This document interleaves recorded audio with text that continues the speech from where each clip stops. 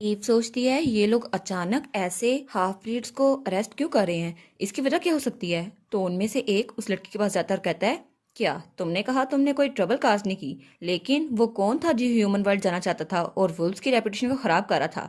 और तब वो अपना हाथ उठाते हुए कहता है, मुझे तो ये सोच के गुस्सा आता है कि तुम जैसे किसी वुल्फ की वजह से हम सब वुल्फ्स बेइज्जत हो रहे हैं और इससे तो मेरा खून खोल उठता है। लेकिन तभी जो कैप्टन था वो कहता है बस कर दो, तो वो आदमी रुक जाता है। तो फिर कैप्टन कहता है, मैं तुमसे कुछ पूछना चाहता हूँ, जब तक तुम कोऑपरेट करोगी तुम्हारा छोटा भाई सेफ रहेगा। तो वो लड़की कहती है हाँ। तो कैप्टन कहता है, क्या तुम्हें इन हाफ ब्लड वुल्फ सिबलिंग्स के बारे में पता है, उनके वाइट बाल और रेयर ब्लू आईज हैं। तो वो कहती है क्या। तो कैप्टन कहता है, तुम्हें इस बारे में जो कुछ पता है मुझे बता दो। तो हमारी वहाँ एक एप्पल गिरा देती है। तो वो लोग कहते हैं, क्या यहाँ पर कौन है, आखिर ये एप्पल किसने फेंका, लेकिन वो एप्पल वहीं पे गिरा हुआ था। तो हमारी वहाँ बहुत तेज से भाग रही थी और वो जरा डरी हुई थी। तब वो अपने घर पहुंचकर सोचती है, नहीं नहीं नहीं, ये कोई मिसअंडरस्टैंडिंग हो सकती है ना। वो लोग मुझे और जीवन को नहीं ढूंढ रहे, और वैसे भी मैं तो कब से इतनी अलग जगह पे रह रही हूँ, वो मुझे क्यों ढूंढ रहे होंगे। तब वो सोचती है, लेकिन व्हाइट बाल और रेयर ब्लू आइज ये तो सिर्फ मेरी और जियोन की है, क्या हो कि सच में वो लोग हमें ढूंढ रहे हो। और अगर ऐसा हुआ तो मुझे जियोन को प्रोटेक्ट करना ही होगा, और जियोन उसको तो इस बारे में कुछ भी नहीं पता।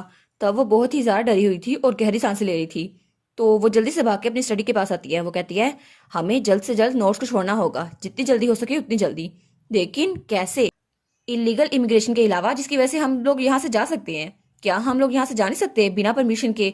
और वो सोचती है, मुझे कुछ ना कुछ करना ही होगा ताकि मैं जियोन को और खुद को यहाँ से निकाल सकूं। तो प्लीज मुझे यहाँ से निकाल दो। तो तभी से कोई बुलाता है ईव। तो वहां पर नोइल, रेचल और हमारा जियोन था।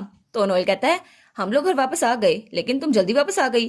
तो तब उसको देख के कहता है, तुम कर क्या रही थी, अगर तुम्हें कुछ हेल्प चाहिए।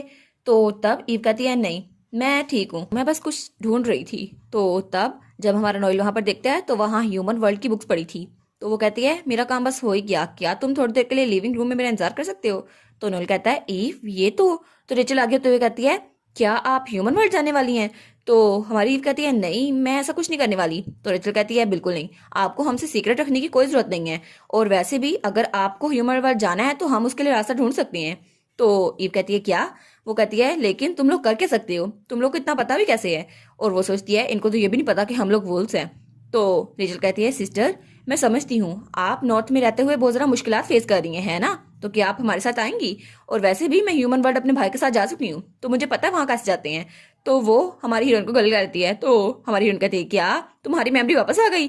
तो रेचल कहती है, नहीं नहीं, मुझे तो कुछ भी सही से याद नहीं आ रहा, बस मुझे लगा था कि मैंने ख्वाब देखा है, तो इसलिए मैं आपको बता रही हूँ। और वो तो बड़ा ड्रामा करी थी। तो फिर रेचल बेचारी बड़ी मासूम शक्ल बना के कहती है, अगर मेरी मेमोरीज मुझे सही बता रही हैं तो मेरे भाई ने मुझे बताया था कि साउथ में ह्यूमन वर्ल्ड जाने का एक रास्ता है। तो नोएल कहता है, क्या। तो वो कहती है, हाँ हाँ, दूसरे लफ्जों में कहें तो साउथ के जरिए ह्यूमन वर्ल्ड जाने का बहुत आसान जरिया है, आप वहां से जा सकती हैं। तो नोएल कहता है, हाँ बिल्कुल ये सही कह रही है, और साउथ में तो ह्यूमन वर्ल्ड को बहुत ज्यादा अच्छे से ट्रीट किया जाता है। और वैसे भी वो रास्ता सिर्फ इसलिए बनाया गया ताकि साउथ और ह्यूमन वर्ल्ड के दरमियान ट्रेवल हो सके और लोग आसानी से आ जा सके। तो ईव सोचती है, इन्होंने जो कहा इसके जरिए तो सच में इलीगल इमिग्रेशन के अलावा भी ह्यूमन वर्ल्ड जाने का एक रास्ता है। लेकिन वो दिल में सोचती है, मैं इनको ये तो नहीं बता सकती ना कि साउथ ये सेफ रहेगा भी या नहीं मेरे लिए, क्योंकि इनको अभी तक ये नहीं पता कि मेरी आइडेंटिटी क्या है। और जब तक इनको आइडेंटिटी पता चल जाएगी तब तक क्या पता क्या हो, और एक दिन इनको पता लग ही रहेगा कि मैं वुल्फ हूँ।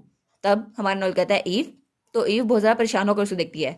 तो तब उसका हाथ पकड़ के कहता है, क्या मुझे ऑनर मिल सकता है कि मैं तुम्हें और जियोन को ह्यूमन वर्ल्ड ले जाऊं। तो ईव कहती है, इसके हाथ तो बहुत जरा वाम है। और नोएल कहता है, और इसके अलावा मैं किसी को रूमर भी नहीं फैलाने दूंगा कि तुम वुल्फ्स हो जो नॉर्थ से आई हो, मैं तुम्हें हर एक से प्रोटेक्ट करूंगा, हर एक मिसहैप से।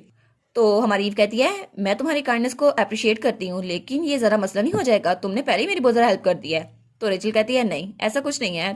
तो तब नोएल रेचल के सर पे हाथ रखते हुए कहता है, और वैसे भी मुझे इस अपॉर्चुनिटी का फायदा उठाना चाहिए, क्योंकि इसके जरिए मैं साउथ में अपनी बहन को वापस ले जा सकता हूँ, और मेरे लिए ये काफी है। तो तब हमारी रेचल जियोन की तरफ देखती है, तो जियोन भी उसकी तरफ देख रहा था, तो वो जल्दी से भाग कर जियोन की तरफ जाती है। तो वो कहती है, और वैसे भी आपको ह्यूमन वर्ल्ड जाना है ना, तो आप हमारे घर रुक जाइएगा, फिर तो मुझे जियोन के साथ खेलने का मौका भी मिलेगा। तो हमारी हीरोइन कहती है, क्या।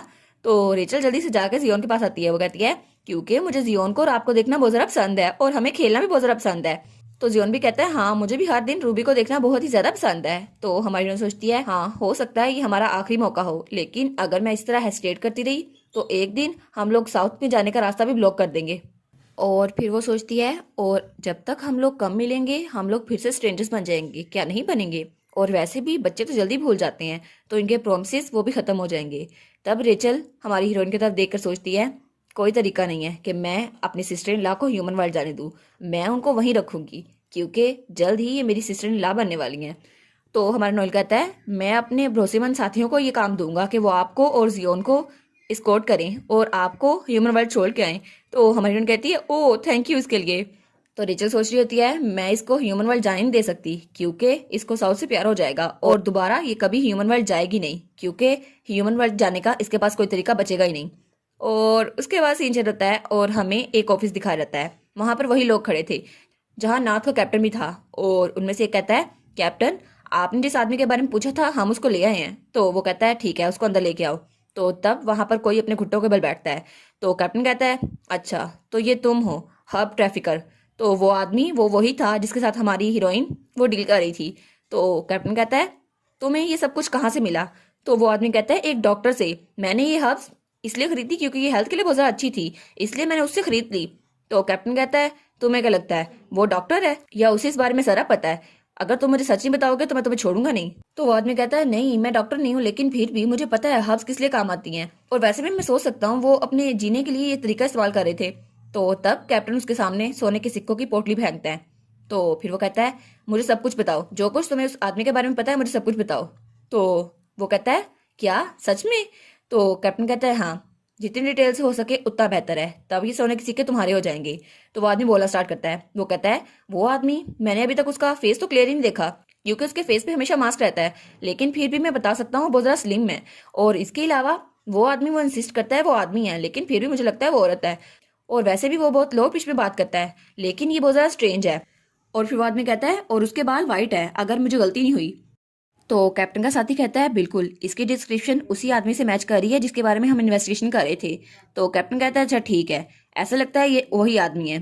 तो वो आदमी कहता है, क्या आपने कहा था मुझे छोड़ देंगे? तो कैप्टन कहता है, जिस लड़की को हम ढूंढ रहे हैं ऐसा लगता है ह्यूमन वर्ल्ड जाने के लिए इलीगल इमिग्रेशन को कंडक्ट कर रही है, तो मुझे लगता है तुम भी उसकी हेल्प कर रहे हो। तो ऐसा लगता है कि उसके क्रिमिनल एक्ट में तुम भी उसकी हेल्प करने में साथ साथ थे। तो वो आदमी कहता है, क्या? नहीं नहीं मैं उसके साथ नहीं था। तो कैप्टन कहता है, ठीक है इसको ले जाओ यहाँ से। तो वो चिल्लाते हुए कहता है, कैप्टन मैं इनोसेंट हूँ, मुझे नहीं पता था वो इस तरह की इंसान है।